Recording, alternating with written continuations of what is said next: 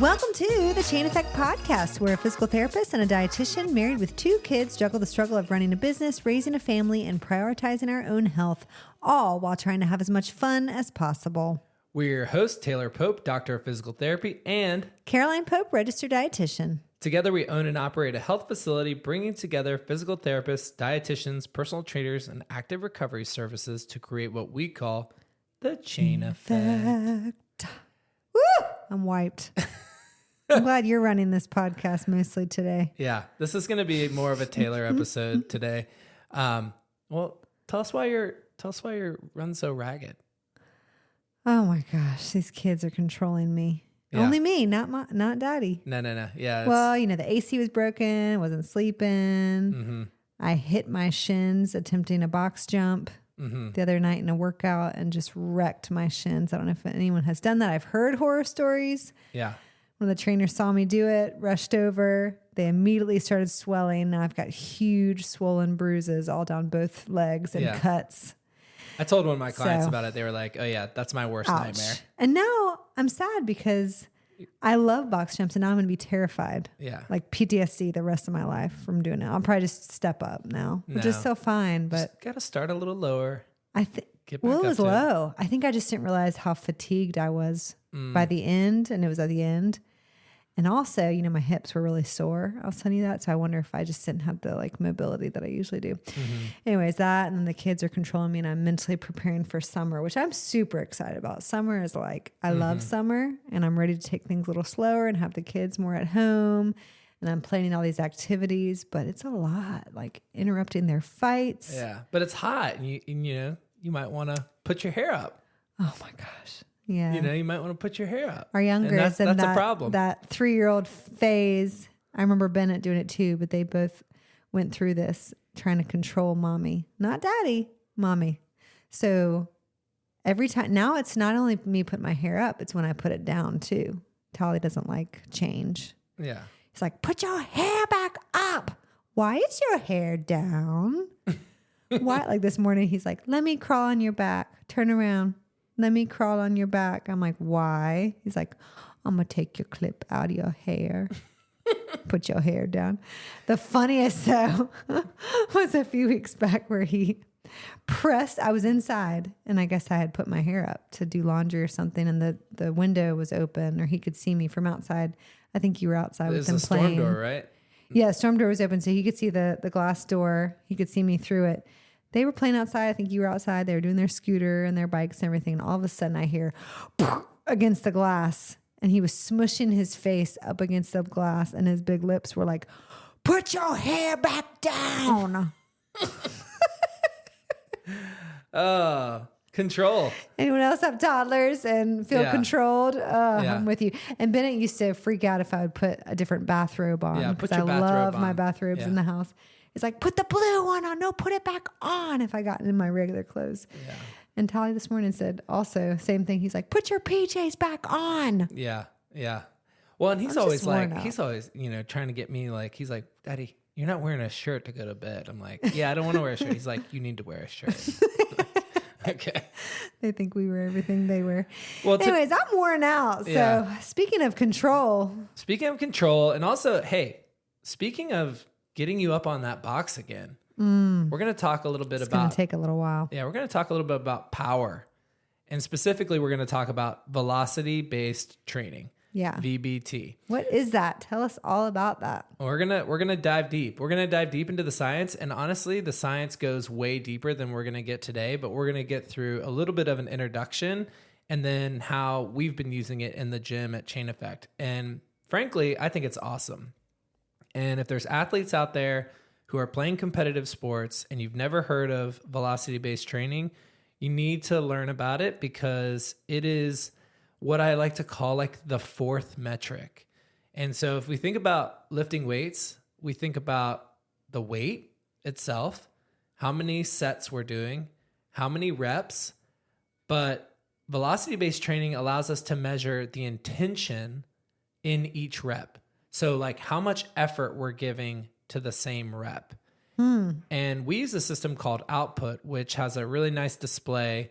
And so every single rep, we're measuring the speed, the average speed that the rep was completed in. And it gives us, we can set up different zones and we can set the amount of reps. And so while you're doing the set, it's showing you, okay, that was a good rep, that was a bad rep. And we're going to get into that a little bit more. Very cool. And then it gives you an average power rating at the end.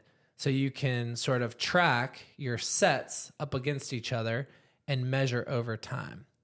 So, why do we care about that? Why do we care about power? Why do we care about velocity-based training?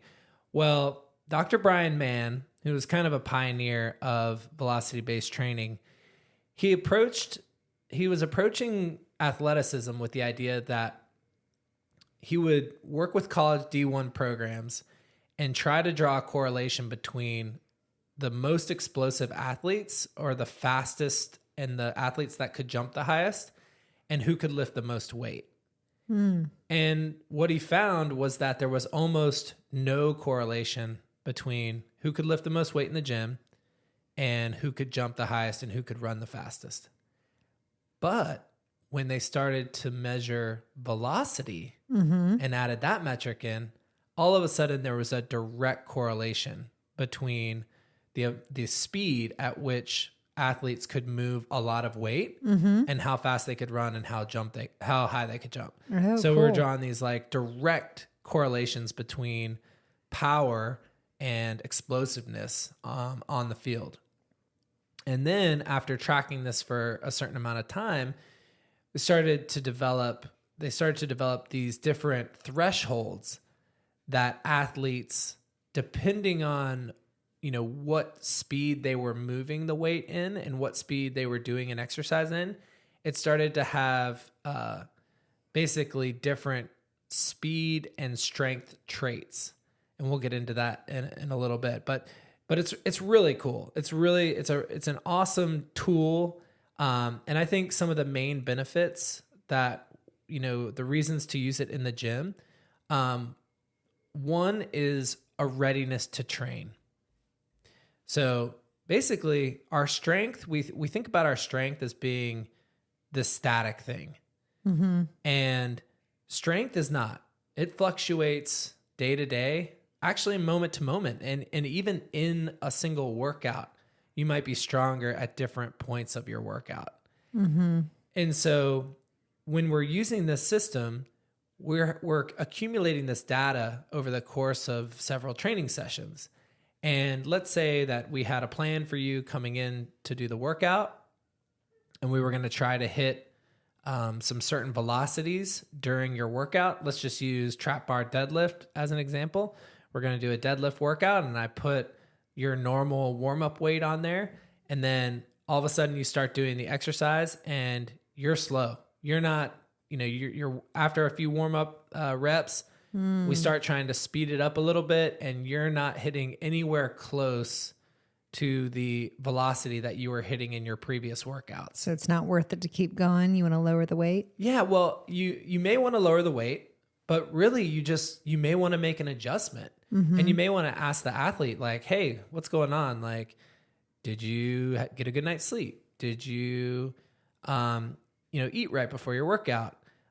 Did you do an extra workout the night before? How are you feeling? And when you start to see that trend line happening over time, it can be a sign of overtraining. Interesting. So you may need to sort of shift gears a little bit. And by tracking this data, we can really see exactly what's going on with an athlete's workouts. Otherwise, like, yeah, sure, I can lift the weight, but I'm not lifting it nearly as fast as I was before. So is it beneficial? Yeah. So it's really Yeah. Is the exercise exactly. Yeah. What you're doing. You don't want to just keep doing the same weight every day. If you're not doing it well. Right. Exactly. With as much power. Exactly. And so we can use that to estimate someone's readiness to train. And then we can also use it. Let's say we have a newer lifter and they're a little bit nervous about increasing the weight and they're a little bit nervous about going heavy. Well, we can do weight that they're comfortable with. And then over time, they're going to increase their velocity and thus increase their power, even lifting the same weight, because they're going to be lifting it faster and faster. And so we can show them like, hey, even though we haven't increased the weight, we're showing that you're getting stronger because you're moving faster. And that goes into the second point, which is because of the research they've done on all of these different lifts, they've been able to show a direct correlation between the speed at which you're performing the lift and an estimation of your 1 rep max. So basically, if you're lifting the weight at a certain speed, they can then use that to figure out how close you are to your 1 rep max. And so this is, and granted, this is not the same. This is not going to be the same for every lifter, but they have basically been able to compile pretty normative, a good set of normative data between lots of different athletes. And what they've shown is that if you're giving max effort, and it's per exercise, because different exercises are going to have different velocity, basically velocity load profiles. But if you're lifting at, let's say, 0.76 meters per second, it's a pretty close indication that you're lifting right around 65% of your 1 rep max. So if you're giving it your absolute all, and the data is reading that you're moving the weight at roughly 0.76 meters per second, then that, if we were to take that, we're basically estimating that you're lifting 60% of your 1 rep max. And if, let's say, So if you're trying to max out, you want to get up to that. Well, it's more of, we can see how close you are to your you can use that to estimate how high you can go without actually having to do a 1 rep max, because doing a 1 rep max test is really physically demanding. And usually it's going to also require you to just basically do that for an entire workout and prepare for it. Yeah.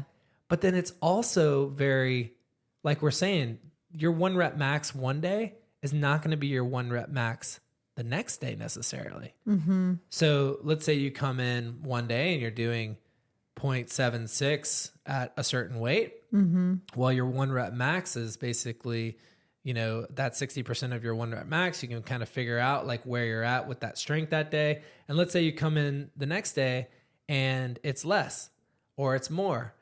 Now you're going to be scaling your workout by, basically using that as a threshold. Yeah. So that's one way to use it. And how you feel. So the higher the velocity, like the higher that number, we're like, okay, you could keep going high. There's a good potential that you could go a lot heavier. Right. You're in a good spot. Like Exactly. you're going fast. So Exactly. You're moving fast. If with a lot of power. If our goal was to increase the amount of weight that you could lift, and if our goal is to basically increase your strength, we know that you're lifting around 60% of your 1 rep max. And so therefore we can safely increase this weight. And you're basically giving them the feedback that, hey, it's okay for us to go heavier. It's okay for us to put more weight on the bar, because the data is showing us, even though it feels hard, you can lift heavier. And that's, based on the science of this. Very cool. And lifters that, are approaching their 1 rep max. And it's different. Like power lifters have a lot of like really good technique. So they might be able to lift at a very, very slow velocity and still get the weight up. But most like average lifters and athletes are going to lift right around like their 1 rep max around like 0.25 meters per second. So really slow, or 0.3 meters per second.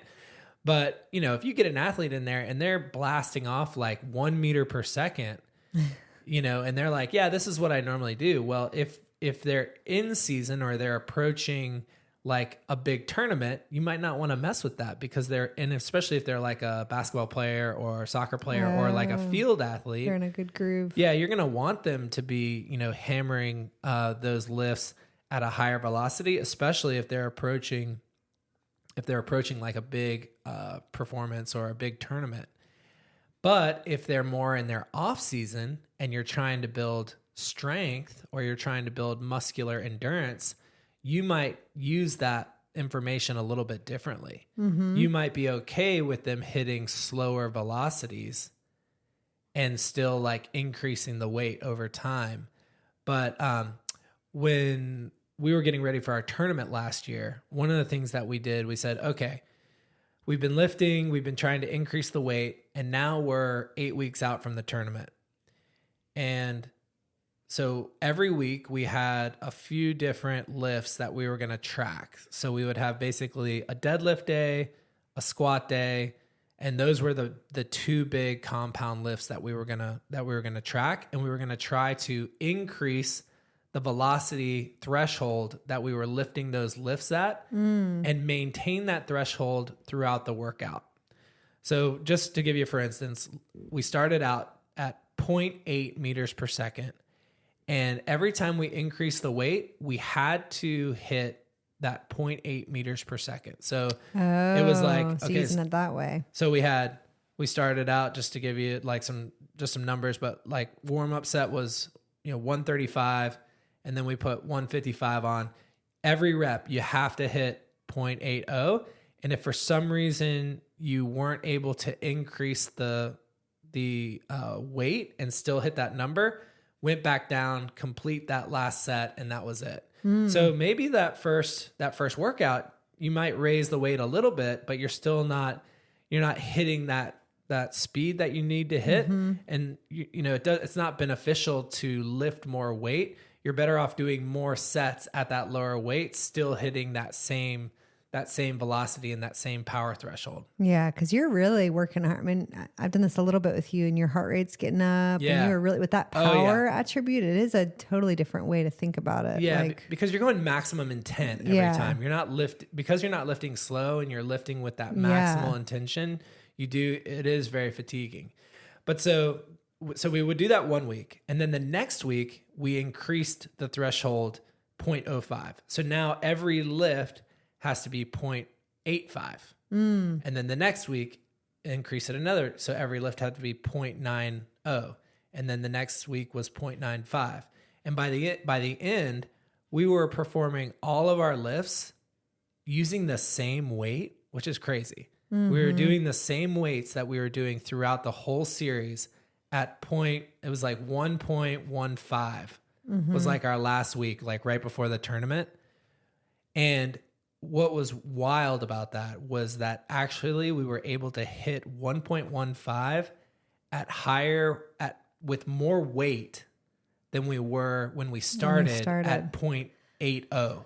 So that is a totally different way of using it. Like exactly. That besides maxing out. So you can do a lot of different training methods with it, which is cool. Like you were actually trying to get it higher. Yeah, we were trying to increase our speeds, and we were trying to do it at because higher of your sport. Because of our sport, and that kind of goes back to some of the work that they initially did too, which was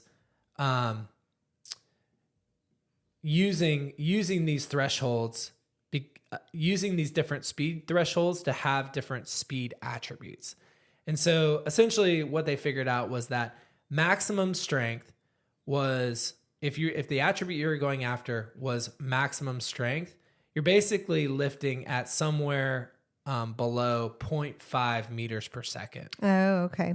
So it's good they break it up like that. Yeah. So if your goal is maximum strength and you're lifting as heavy as you can, you're trying to increase that, then you're probably lifting somewhere below 0.5 meters per second. The next step up is strength speed. And that's from 0.5 meters per second to 0.75 meters per second. So you're moving a relatively heavy load as fast as possible. And this will be a slower movement, but it's emphasizing moving the weight as fast as possible. So it's more weight and you're moving it as fast as possible. And so what you might think about with this is the offensive linemen in football. Their job is to come off the line and push like a really heavy object, the defensive linebacker or the defensive lineman, push him back over a period of, a few seconds, drive that person back. And so they're maintaining a really heavy resistance for a longer period of time. But they're not actually trying to like run super fast. Yeah. They're not trying to like do like a big sprint and do a bunch of cuts. They're just trying to use that move power. this heavy weight, like pushing a car. If you had to push your car up a hill, you'd be using this strength speed attribute. And then you get into the next one up, which is power, 0.75 to 1.0. And that is also moving a heavy load quickly, as quickly as possible. But this is where you start to think about like your box jumps or jumping off the ground as high as you can. So a lot of like track and field athletes are going to use that. And then the next step up is speed strength, which is where we were training, which is 1.0 to 1.3. And that's where you're trying to basically move your body or move a light load as fast as possible. And so that's where, a lot of your field athletes, soccer players, basketball players, they want to be training in that. Football players that are like wide receivers and, where speed is prioritized, that's the sort of velocity zone that you want to be training in. But you don't want to train there all year long. You want to be hitting that at certain times. And you can kind of tweak these inter-workout too, because a lot of what we're working on, like strength is one part, like what your muscles capacity is, but it's another part, and we've talked about this before on the lifting heavy, it's another part is that neuromuscular control. So how able is your peripheral and central nervous system able to coordinate muscle contractions to be able to organize your muscles to perform the task? And when you train that with speed, you teach your body to be able to move faster. Yeah. And so you're essentially like moving more weight faster. When you're trying to prevent injuries and like build up a certain amount of strength, it's more of a priority to lift heavier loads and build up that capacity. And so you can really sort of like gamify it and like tweak your workouts, even workout to workout. Because you're using this not just for athletes, but tell us the type of clients that you use this output with at work. Oh, I mean, honestly, we use it with a lot of clients. You can obviously it has great applications for athletes, but it's also just highly motivating for regular people. I mean, I think what you're asking is like, is power important to everyone? Is being explosive an important attribute for everyone? Yeah, like just saying, you have some clients in their 60s who's never strength trained before. Right. So maybe some females, they're coming in to get strong, help osteopenia and osteoporosis and things like that, just mobility. So you're using it with them as well? Yeah, absolutely. And, to answer your question is, why is power important? Well, power is that sort of light feeling that you have in your body when things are easy, and especially for older people, and just daily living activities of daily living. Like, what's one of the number one risks for older people? Falls. Exactly. Yeah. So what is happening when you reach your hands out and you catch yourself when you're falling? Right? You have a very fast load approaching the ground, your head and your body. And you're reaching your arms out and you are taking that load and you're decelerating your body toward the ground when you catch yourself. And so that is power. Yeah. That is taking a really heavy weight and you are slowing it down and controlling that descent. So that's power. Going up and down stairs. That's power. Being able to do that repetitiously. So a lot of the things that people want to do, they want to be able to travel. They want to be able to be out in their communities without worrying about a fall. They want to be on, grassy surfaces, unstable surfaces, walking on trails where there's varied surfaces and things that you could step on and trip over and not worry about it, right? Because you're going to be able to catch yourself. Your body's going to be able to endure something like that. So that is definitely a big thing with some of our older population. But also, even though we're talking a lot about these different sort of speed strength attributes, for a lot of people, one of the hardest things is just staying motivated. So you got your person in their 40s, 50s, 60s who maybe hasn't ever lifted weights before. And how do they know that they're getting stronger? Well, you're showing them every single workout that they're increasing the amount of power, they're increasing the amount of weight, even though they're not lifting more weight. Because you can have a lot of people that are just scared. You know, you start off, you're lifting 45 pounds on a deadlift, you're lifting, 60, 70, 80 pounds on a deadlift, and you're sort of moving that up. And it feels good, and they feel like they're successful with those workouts, but they're not really wanting to keep going. They feel like, oh, that feels heavy. That feels like enough. A little nervous, but they could put some explosive power in there. Exactly. And you're just also showing them that, like, hey, even though this feels heavy, the data is showing this that you could actually lift a lot more. Yeah. So it's a very functional piece of technology, another functional piece of technology.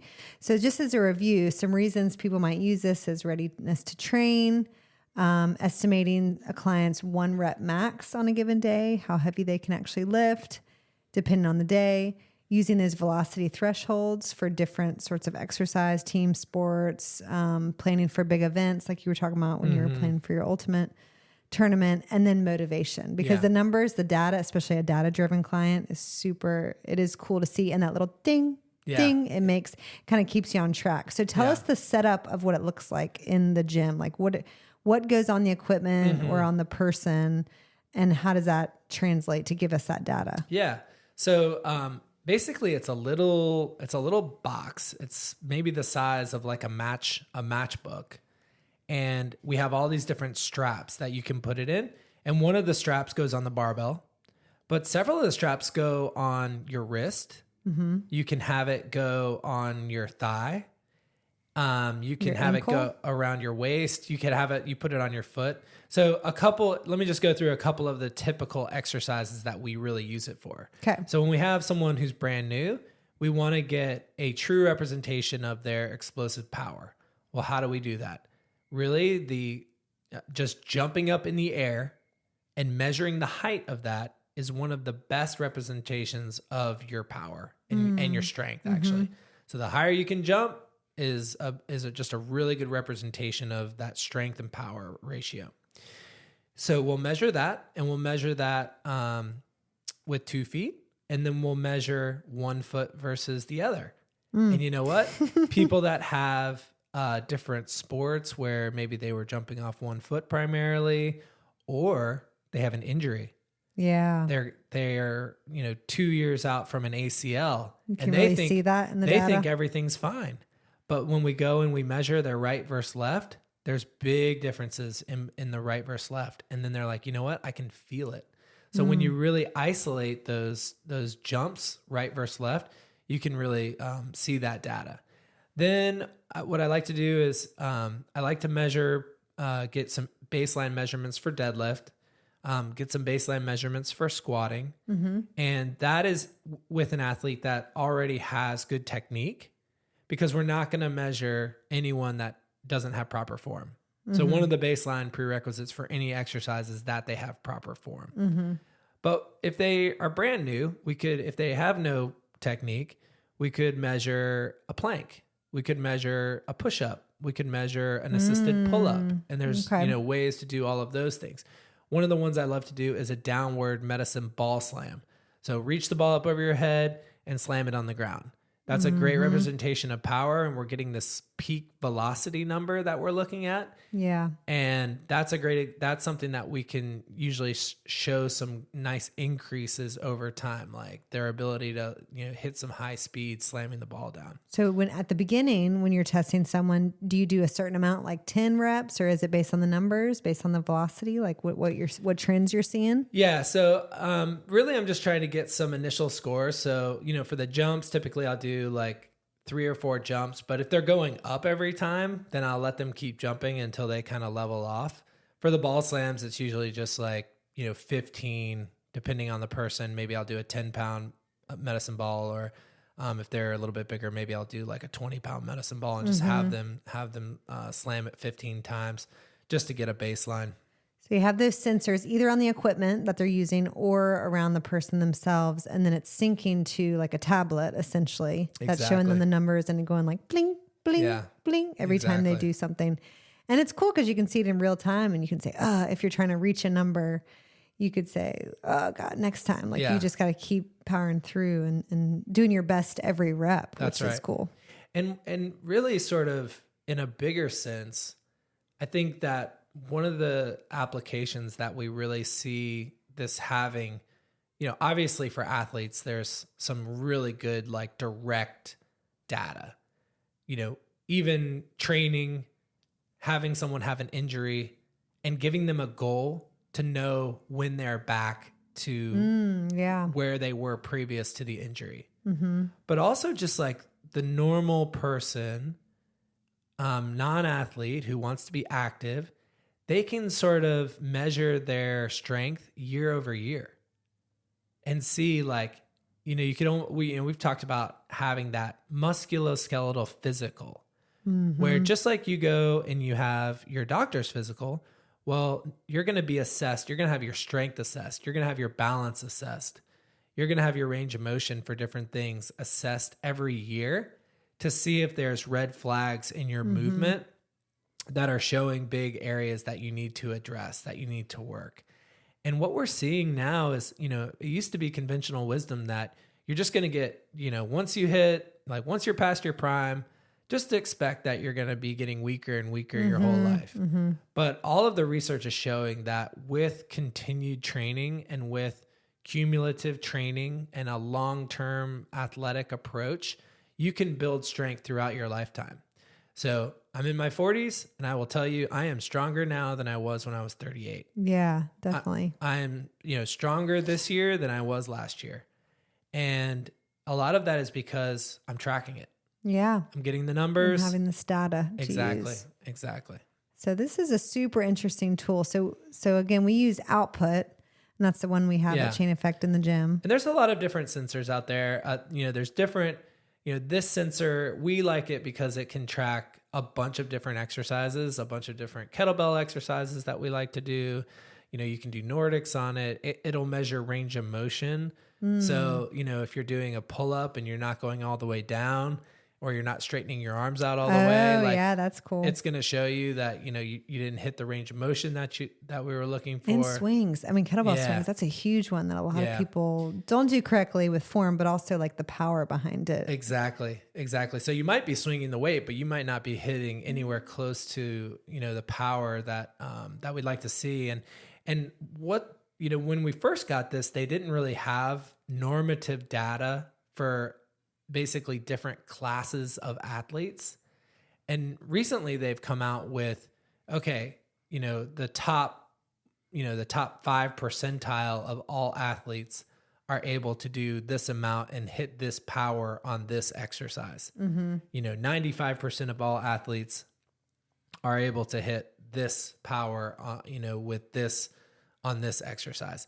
And so you can also begin to show different clients and different athletes, like where they're stacking up relative to all the other athletes that have, given this data. And that's only going to grow as like in one facility. No. Or you mean overall? Overall, like all their athletes, they've been able to like accumulate all everyone who has an output. Yeah, exactly. I see. Cool. And they're using, they're already, when we got it, they were already using it with a bunch of it's an Irish company, but they were using it a bunch with, with a bunch of English Premier League teams. Mm-hmm. There's a bunch of D1 colleges that are using it. So they're getting a lot of data, from, really high level athletes, but then they're getting a lot of data from, just regular people, because when I build a profile, I put in, their height, weight, and age. So we're getting all of that correlated to, these different data points. So cool. Yeah, it's really awesome. And if you'd like to learn more about it, shoot me an email. I'd be, obviously I'm really passionate and excited about it. Yeah. But if you would like to learn more about it, shoot me an email, taylor@chaineffect.us. And I guess maybe not you for this one. Nah, stick with you. Yeah. But that was really educational. I didn't know all about that. I learned a lot today. So I hope our listeners did. And if you want to try it, contact Taylor, come into Chain Effect. We're using it there. And thanks for listening. Check you later.